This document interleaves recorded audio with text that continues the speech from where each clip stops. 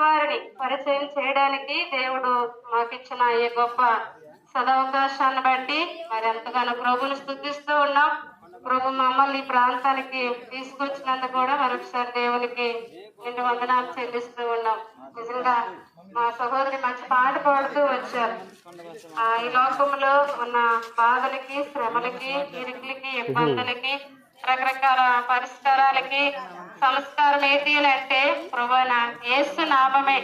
యేసు నామములోనే రక్షణ ఉంది, యేసు నామములోనే స్వస్థత ఉంది, యేసు నామములోనే విడుదల ఉంది, యేసు నామములోనే సమస్తము కూడా దాగి ఉంది. ఎవరైతే యేసు నామాన్ని స్మరిస్తారో, యేసు నామాన్ని జ్ఞాపకం చేసుకుంటారో, యేసు నామాన్ని ఎవరైతే వారి నోట ఒప్పుకొని ప్రభువుని అంగీకరిస్తారో, వారి సొంత రక్షకుడిగా దేవుణ్ణి ఎవరైతే స్వీకరిస్తారో ఆ నామములో వారందరికీ కూడా దేవుడు దాచించిన ఆశీర్వాదాలు